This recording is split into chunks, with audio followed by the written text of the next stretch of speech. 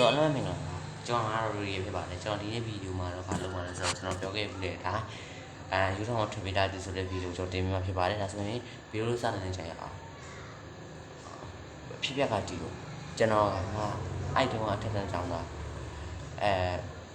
ကျောင်းတငယ်ချင်းကအမှထက်တန်းကြောင်းမှာတော့ grade 9ပေါ့နော်grade 9 grade 10ကျွန်တော်လည်း grade 10ကျောင်းတငယ်ချင်းကျွန်တော်လည်းတူနေကြတယ်အဲ့မှာတနေ့ကျတော့ဗာစမ်းစားလဲဆိုတော့အမှကျွန်တော် live မှာတခုတက်လာတယ်အယူထောင်ကနေပြီးမှ YouTube ထွက်ပြီးသွားတယ်ဆိုကျွန်တော်ဗာလဲပေါ့နော်ဗာထင်တာဗာလဲပေါ့နော်ဒါ fake news ဆိုတော့ကျွန်တော်ထင်တာဒါနောင်နေ့ကျတော့သတင်းတွေပြပြနဲ့တက်လာဗာလဲဆိုတော့လူပြောက်ကြညာတယ်လူတက်မှုတွေကြညာတယ်အကောင်လုံးကြညာတယ်အဲ့ဒါချိန်မှာကျွန်တော်ဗာဖြစ်သွားတယ်ဆိုတော့ကျွန်တော်ဒါကတော့တခုဖြစ်နေပြီတခုဗျာဖြစ်ရှင်နေပြီလို့တို့ထင်ပြီးတော့ကျွန်တော်တို့နဲ့သွားပြီးတော့မှဖြစ်ကြတယ်အဲ့မှာဘာပြဿနာတက်တယ်ဆိုတော့လူတော်များများတခုကြောက်လန့်နေတယ်ဘယ်လိုဖြစ်နေကြပြောမယ်နော်ကျွန်တော်ခုပြောတဲ့ဟာတွေကကျွန်တော်စိတ်ကူးရင်ဗီဒီယိုကျွန်တော် Real Horror Channel ဆိုပြီးတော့နာမည်လာပြတယ် Real ဆိုပြီးနာမည်လာပြတယ်ကျွန်တော်ပြောတဲ့ဟာတွေအကုန်လုံးစိတ်ကူးရင်နေသိလားဒါပေမဲ့ကျွန်တော်အစ်စ်တွေလည်းကျွန်တော်စုထားပါသေးတယ်အစ်စ်ကျွန်တော်ကြုံမှုတဲ့တရေကြောင်းနေနေရှိတယ်လို့တကယ်အဖြစ်ပြတရေတွေရှိတယ်နောက်ပိုင်းမှာဖဲဝါတို့ပါတို့လည်းဒါမှရှိတယ်ဗီဒီယိုလေးစကိုင်းနေရေးခဲ့ပါနော်အဲ့ဒါဆိုကျွန်တော်ပြန်စမယ်